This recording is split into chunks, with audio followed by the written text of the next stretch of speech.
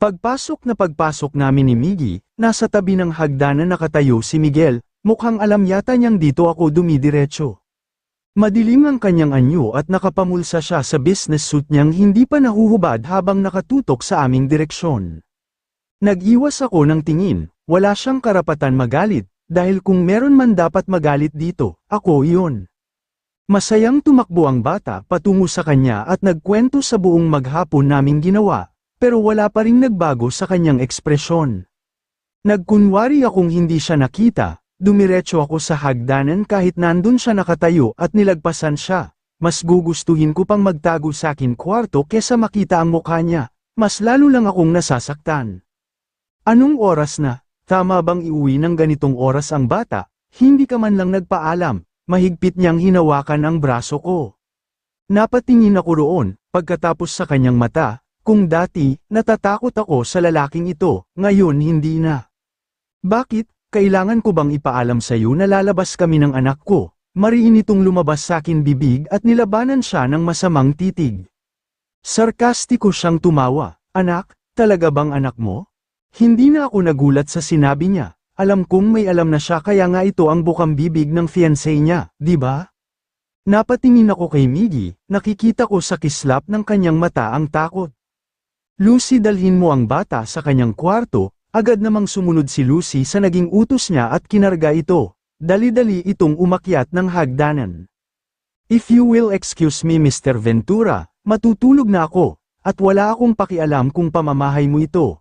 Mabilis kong binawi ang braso ko at nagmamadaling tumungo sa akin kwarto. Sumunod naman siya sa akin na tila hindi nagustuhan ang aking sinabi, sa pasilyo niya na ako naabutan at this time, sobrang higpit ng pagkakahawak ng kamay niya sa braso ko.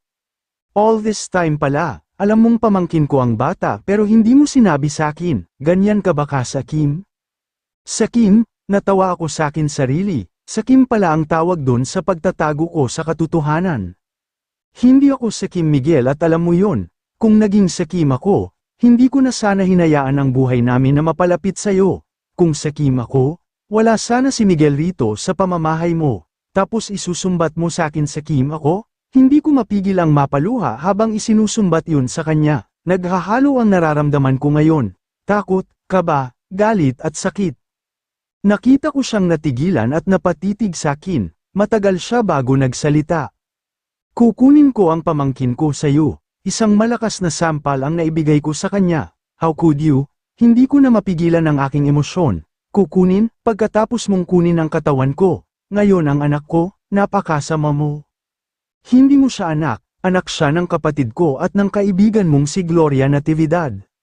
Dahil sa kapatid mo, namatay ang kaibigan ko, Diyos ko. Ganyan ba kayong mayayaman? Puro sarili nyo lang ang iniisip nyo? Hindi nyo alam kung ano ang nararamdaman ng mga mahihirap na tulad namin. Tingin nyo sa sarili nyo, kaya nyong pagalawin ang lahat. Kaya nyong manyubrahin lahat pati isip ng tao, pero sana, isipin nyo man lang ang damdamin namin, ang damdamin ko, ako ang nagpalaki, nag-aruga at nagsasakripisyo upang mapalaki lang ng maayos si Miggy. Halos wala nang natira sa akin para lang maitaguyod ko siya, lahat ng panahon ko, sa kanya ko ibinuhos.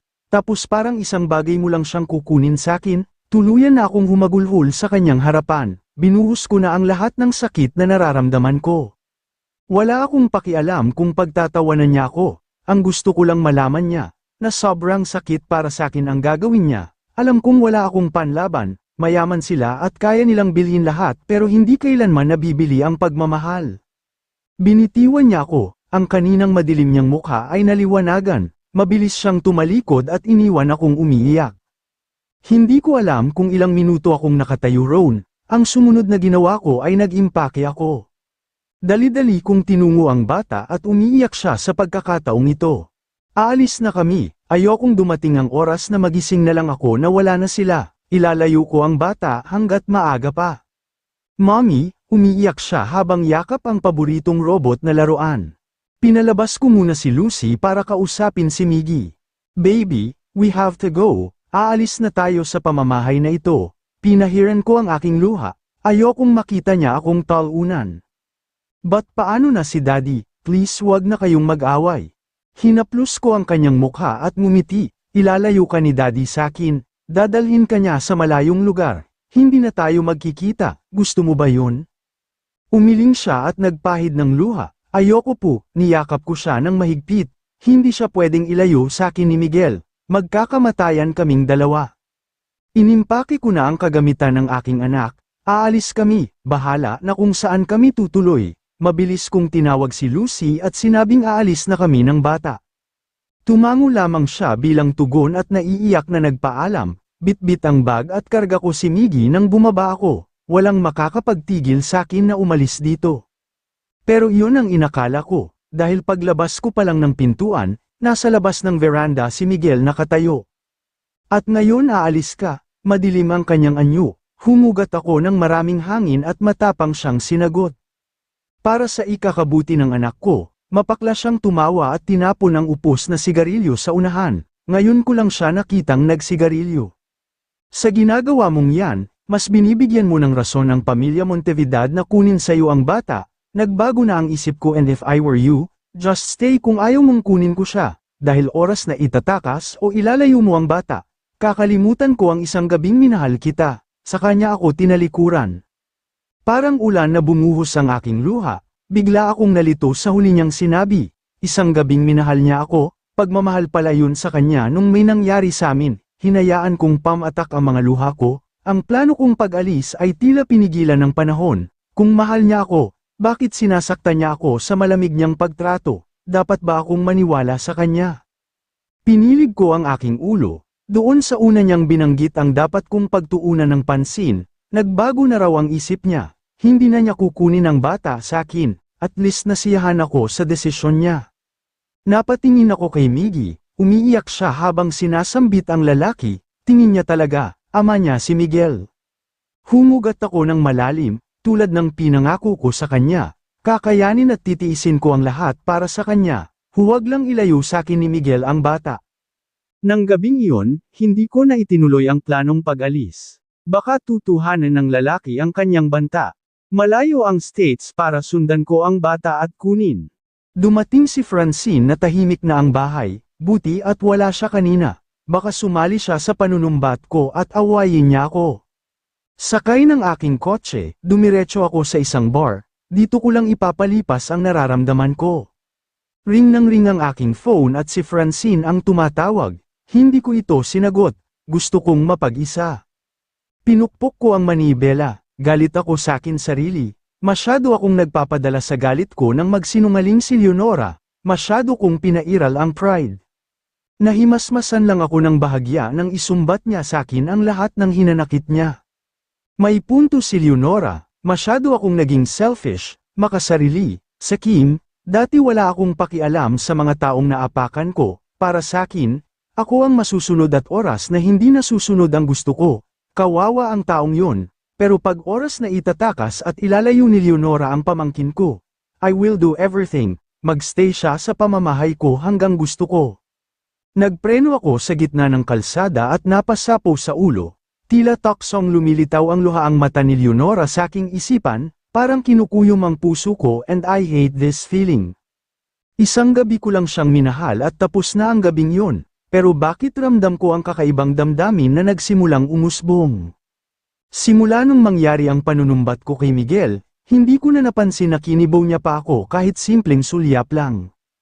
Trabaho, ang bata at sa kanyang fiancé lang nakatuon ang pansin niya, para akong basahan sa bahay na yon.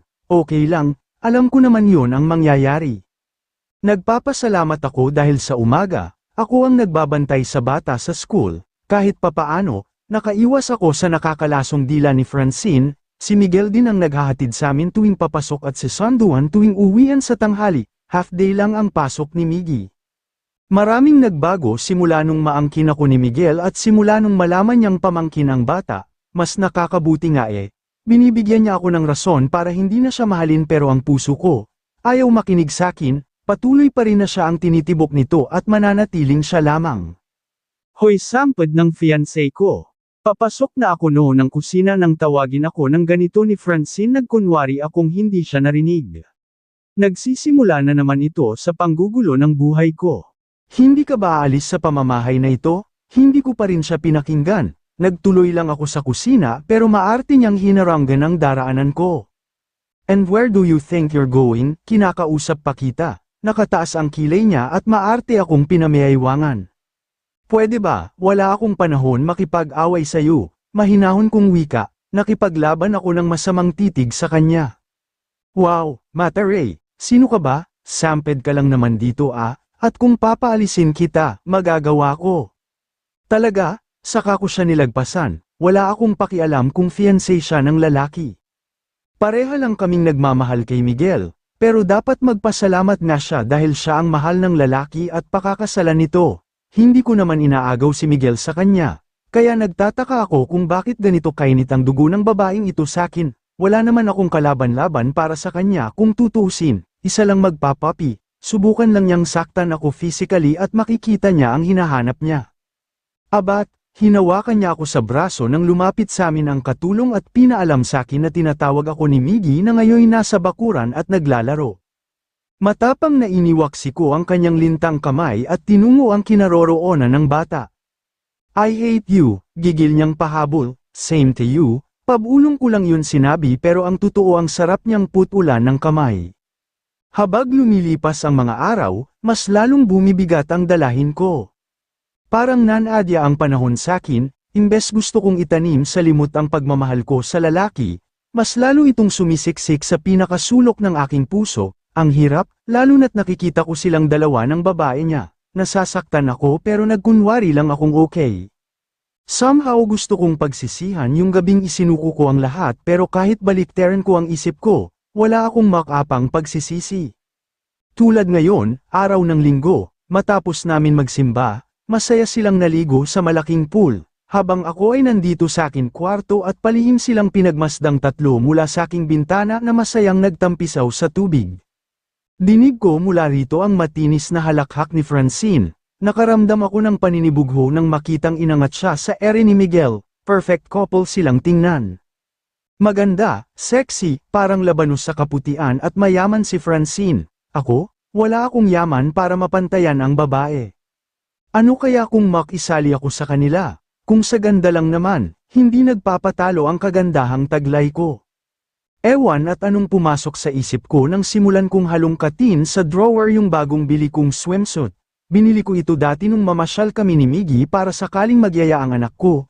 Ito ang susuotin ko, pero hindi ko pa rin nagamit dahil takot akong maligo ng pool dahil hindi ako marunong lumangoy. But now, tingnan natin. Hindi ako magpapatalo kay Francine. Tama, hindi ako magpapatalo. Sinabi sa akin minsan ni Miguel na minahal niya ako ng isang gabi, baka pwede kong gawin yon ng panghabang buhay. Napangiti ako sa kalokohang naisip ko kahit napaka-imposible, pero walang imposible sa isang bagay kung susubukan mo lang. Nagpalit ako ng two-piece swimsuit na kulay pula at humarap sa salamin, nakikita ko ang sarili kong mapang-akit at tila nababagay sa akin ang kulay sa planong hindi magpapatalo. I look seductive at naughty sa panligong suot ko. Pagkatapos patungan ng roba, lumabas ako at tila walang pakialam na sumali sa kanila. Hinubad ko ang suot na roba at lumitaw ang katawang tinatago ko. Hindi makapaniwalang tumingin sa akin si Miguel, nakikita ko ang paghanga niya sa katawan ko, habang napaismed naman si Francine at umirap, lihim akong nagdiriwang. Mabilis na tumakbo papalapit sa akin si Miggy at tuwang-tuwa nang makitang nakijoin ako. Ligo tayo baby, nakangiting yaya ko. Tumango naman siya at hinila ako sa pambatang swimming pool na hanggang bewang ko lang yata ang taas ng tubig. Natawa ako sa isip ko pero sinabayan ko ang bata. Ilang sandali pa ay kami naman ang naglalaro dalawa. Saluhin mo mami, pinasa sa akin ni Miggy ang bola. Nakangiting sinaluko ito at muling pinasa sa anak ko. Sa sulok ng aking mata, labis akong nasiyahan nang makitang nawala ang atensyon ni Miguel kay Francine. Napapansin kong panakaw-nakaw itong sumusulyap sa akin. Honey, turuan mo nga akong lumangoy, paglalamang ng lintang babae sa kanya at marteng yumapos sa leeg. Huminga ako ng malalim, pinapalakas ko ang loob ko. Sa tingin ko, ako ang panalo ng mga oras na ito dahil nasa akin ang atensyon ni Miguel. Ang puso kaya niya, paano ko ito mapapanalo? Wait here honey ha, kukuha lang ako ng maiinom. Natawa ako ng lihim nang umahan siya at iniwan ang lintang fiancé niya. na halos mag-abot ang kilay at nguso sa sobrang inis. "Hey Tita Francine, come here, join us," kaway sa kanya ni Miggy. Sumimangot lang siya at inirapan kami. "Tita, halika na po kayo," pangungulit sa kanya ng bata at umahan pa para puntahan ito. Pipigilan ko sana ang anak ko pero nakalapit na siya kay Francine na ngayon nasa gilid na, nakaupo at tila mainit ang ulo dahil iniwan sandali ng lalaki, o dahil nasapawan ko ang presensya niya. "Miggy," tawag ko. "Wait lang ma'am," lumingon siya saglit sakin at kinulit ang tita niya kuno. "Sige na tita, halika na." I said ayoko, katulad ka ng mami mong hilaw, alam mo bang hindi ka niya anak at hindi mo ako tita at hindi mo real daddy si Miguel. Nakatayo na siya ngayon at dinuduro niya pa ang bata sa noo. Biglang umakyat ang dugo ko nang marinig ang sinabing yun ni Francine, hinding-hindi ko siya mapapatawad. Umiyak si Miggy at hindi makagalaw sa kinatatayuan. "How dare you," isang malakas na sampal ang binigay ko sa kanya matapos kong itabi si Miggy. "Ang kapal ng mukha mong sabihin sa aking anak ang ganyan," halos mamula ako sa galit. Kahit kailan, wala siyang karapatan para saktan ng ganitong masakit na salita si Miggy. "You slapped me," hindi makapaniwalang bulalas niya at galit na tiningnan ako. "How could you?" Akmang sasampalin niya ako pero inunahan ko siya. "Yes, how could I?" Nakadalawang sampal ako sa pisngi niya at namula ito. "Wala kang alam kaya wala kang karapatan." Matangkad siya sa akin ng 4 inches kaya nakatingala lang ako pero hindi ko siya palalagpasin. Ipapabawi ko sa kanya ang masakit na salitang binitawan niya sa bata. Hindi ko napaghandaan ang ginawa niya. Bigla niyang sinabunutan ang mahaba kong buhok. Hindi ako nagpatalo. Sinabunutan ko rin siya at pinagkakalmot. Galit na galit ako at gusto kong ipalasap sa kanya ang mga pinagtitimping galit ko sa kanya. Damdamin ng anak ko ang pinag-uusapan dito at ganito lang kadali sa kanya na sirain at saktan yun, ni hindi ko nga kayang saktan ang damdamin ni Miggy dahil ako ang mas labis na nasasaktan pero siya, kay dali niya iyong nagawa, dapat sa kanya, ilampaso ang mukha at turuan ng leksyon. Okay lang sa akin na ako ang apak-apakan niya, ang Latin, ang saktan at ipagmukhang kawawa, pero kung involved na ang bata, ibang usapan na yun at hindi ko siya mapapalampas. Dahil mahahaba ang mga kuko niya, damiin ito sa akin balat pero hindi ko ininda ang kirot. Pinagkakalmot ko rin siya at pinagsasampal at ng matauhan, kung marunong lang akong lumangoy, malamang nilublob ko na ang mukha ng babaeng ito sa malaking pool. Nagsisigaw ang mga katulong para maawat kami pero walang isa sa amin ang nagpapaawat hanggang sa dumating ang lalaki at saka naman biglang umiyak na parang kinawawa si Francine, lumapit ito sa binata at tila batang humagulhol. "Anong nangyayari rito?" Galit na site sa akin ni Miguel. Hindi ako sumagot, nag-iwas ako ng tingin at tinawag ang bata. Nanahimik lang ako rito sa tabi ng sunggaban niya ako at awayin. Nagkukot ang kalooban ko sa gawa-gawang kwento ng babaeng ito, kung pagtitingnan, pareha lang kami dahil nagkasugat-sugat ang katawan ko sa mga kuko niya pero namamaga at namumula naman ang mukha niya at katawan. Kulang pa nga yun eh, kung tutuusin, totoo ba? Madilim ang anyong tiningnan ako ni Miguel. Kinagat ko ang labi ko ng mahigpit, hindi ko na kailangan mag-explain, alam ko na ang resulta. Sa tono pa lang nga boses at kislap ng kanyang mata ay alam ko nang si Francine ang pinapanigan niya, kung sa bagay, sino ba ako para pakikinggan? "Halika ka na Miggy," bago pa nagbabadyang pamatak ang mga luhang pinipigilan ko lang, mabilis na kaming tumalikod ng bata. Nagtuloy-tuloy kami sa banyo ng kwarto ni Miggy at hindi pa rin siya tumahan sa pag-iyak. "Totoo po ba mami?" Sumisinghot na tanong niya habang nililinis ko ang katawan niya sa tub. Pinahiran ko ang mga luhang kumawala sa akin mata, nasasaktan ako para sa anak ko, hindi pa ang tamang panahon para malaman niya ang tunay niyang pagkatao, masyado pa siyang bata. "Baby," hinaplos ko ang kanyang buhok at hinalikan ito, "huwag kang makinig sa mga sasabihin ng ibang tao, ang importante, magkasama tayo, si mommy at baby, tayong dalawa." Tumango siya at niyakap ako, "I love you mommy." "I love you too Miggy," niyakap ko rin ng mahigpit ang anak ko. Matapos ko siyang paliguan at palitan ng damit, ang sarili ko naman ang inesikaso ko. Tamang-tama nakatatapos ko lang magbihis ng katukin ni Lucy ang kwarto ko. Makikipag-usap daw sa akin si Miguel sa library, Unang pumasok sa isipan ko ay hindi siya pakikiharapan, tama na ang pakikipagkumpet ko kanina sa kanya nung babae niya. Ako pala ang talo at ang lintang fiancé niya ang panalo. Bakit pa kasi nag-assume ako? Pero nung maalala ko ang kawalang hiya na ginawa ng babae niya sa bata, bumukal ang dugo ko. Wala na akong pakialam kung ako ang masama, basta pagdating sa damdamin ni Miggy, I'm willing to take the risk. Nasa hospital ngayon si Francine sa ginawa mo sa kanya. Galit na boses ang sumalubong sa akin eksaktong pagpasok ko pa lang ng library room. Nabuhay ang galit ko. At ako pa ang may kasalanan ngayon, kung alam ko lang na ospital ang bagsak niya, nilabis ko na. Magsalita ka Leonora, pinukpok niya ang mesang kaharap niya at tumayo mula sa upo ang kinauupuan niya. Binuka ko ang aking bibig pero walang salitang lumabas, ang galit na nararamdaman ko kanina sa babae, napalitan ito ng sakit nang makitang importante kay Miguel si Francine. Ano ba talagang problema mo? Ginagawa mo ba ito para paalisan ko kayo sa pamamahay ko ha?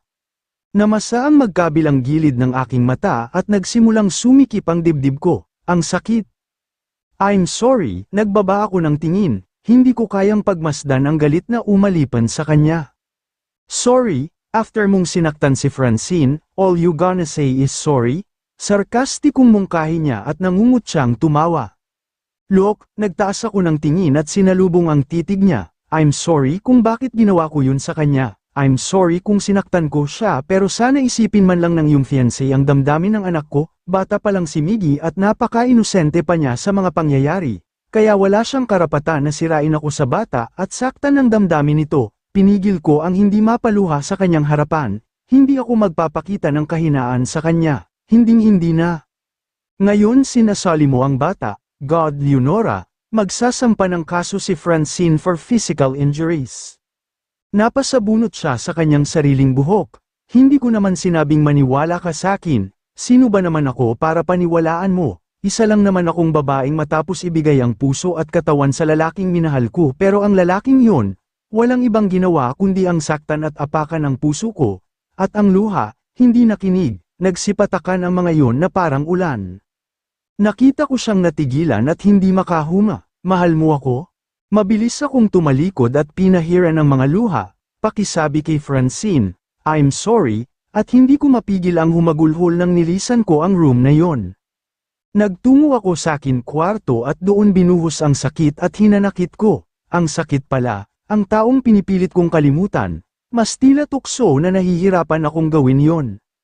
Magsampa ng kaso? Fine. Kung masaya ang lintang yun sa kanyang gagawin, wala na akong pakialam, ginagawa ko lang ang karapatan ko bilang tunay na nagmamahal kay Miggy. Matapos kong ibuhos ang lahat ng hinanakit ko, humarap ako sa salamin at pinagmasdan ang aking mukha. Simula nung dumating kami rito, puro sakit at pakumbaba na lang ang ginawa ko. Marahan kong pinahiran ang mga luhang nagsipatakan sa akin mata. Namumula at nanlaki ang aking eyebags tanda na dumaan sa mahabang pag-iyak. Nagdesisyon akong babalik sa trabaho. Kapag andito lang ako palagi ng bahay, baka isang araw pati damdamin ko, manhid na. Buhay ko ito at gagawin ko ang makakabuti sa akin. Kay Lucy ko ihahabilin ang bata at pababantayan. Nakakahiya na rin na magpapapabuhay ako sa lalaki. Baka isang araw, isumbat niya ito sa akin. Kaya dapat ngayon pa lang, magkayod na ako para sa sarili at para kay Miggy. Kung pwede lang sanang ibalik yung tahimik pa ang buhay namin. Ginawa ko na, pero hindi ko na maibabalik PA. Siguro naman magtatanda na ang babaeng yun. Sirain at saktan niya pa ulit ang damdamin ni Miggy nang wala ako at ilalampaso ko ang mukha niya sa bubong. Leonora, lumarawan ang kasiyahan sa gwapong mukha ni Aldrin nang masilayan ako sa kanyang opisina kinaumagahan. Desidido na ang isip kong bumalik ng trabaho sa kanya. Kahit anong trabaho tatanggapin ko, alam kong hindi niya ako bibiguin. Good morning, welcome pa ba akong bumalik dito? Nakangiting tanong ko. Of course you will, tumayo siya at nilapitan ako para alalayang umupo sa upuang nandon. I'm really surprised you're here. Kailangan ko ng trabaho Aldrin, pwede ba ako rito? Panimula ko. Tamang-tama, I need an assistant, pwede ka ba noon? Bumalik siya sa kanyang mesa at hindi pa rin nawawala ang ngiti niya. Tumango ako, makakaya ko ito. Alam ko naman tutulungan niya ako kapag may hindi ako makuha agad. Thank you so much Aldrin, malaking bagay ito para sakin. Muli siyang tumayo at lumapit sakin, ginanap niya ang kamay ko at hinalikan yun. Nakaramdam ako ng pagkaasiwa sa ginawa niyang iyon pero hindi na ako kumibo, hinayaan ko lang siya. Alam na ba ito ni Miguel? Kapag kway tanong niya. Umiling ako, hindi, nagkibit naman siya ng balikat. Okay, you can start working now.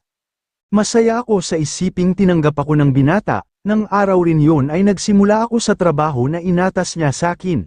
Mahirap pero alam kong makakasanayan ko rin yun. Siya ang naghatid sakin kinahapunan sa uwian sa malaking bahay at siya rin pagdating ni Miguel, eksaktong pagbaba ko nang maunang pumasok ang sasakyan ni Miguel sa malaking gate nang bumukas yun. Napasunod lang ang paningin ko sa kanya at nagbilang kay Aldrin. Nagpapasalamat at tanging ngiti ang sagot niya bago umalis. Ba't ang tagal ng tubig? Mga katagang ito ang narinig ko sa binata nang makapasok ako sa bahay. Humihingi siya ng tubig sa katulong at natagalan ito sa pagbalik. Natatarantang bumalik ang katulong na may bitbit na isang bottled water at binigay sa kanya. Bakit malamig? Kunan mo ako ng panibago. Pero sir, sabi ko ikuha mo ako ng bago. Malakas na utos niya at hintakot na tumakbo ito patungong kusina. Napakasuplado niya talaga at laging mainitin ang ulo. Nagtagpo ang tingin namin at nakikita ko ang talam sa kislap ng kanyang mga mata, para bang may ginawa ako na ikinagalit niya. Mabilis akong nagbawi ng tingin at dummer itso sa kwarto ni Miggy. Hindi ito sa malubong sa pagdating ko kaya alam kong nasa room lang ito at naglalaro kasama si Lucy. Si Francine naman, sandaling umuwi ng States at dito nagpapagaling, bigla yatang nilanat o baka puno lang ng kartihan ang katawan, babalik daw siya at sa pagbalik niya, ipapatalsik niya ako kay Miguel kasabay ng pagsampa niya ng kaso laban sakin, if that what's make her happy, then go, hindi ko siya uurungan, mabuti nga yun para kung paalisin kami ni Miguel, hindi na maghahirap ang kalooban ko, kahit mahirap, ibabaon ko sa limot ang lahat.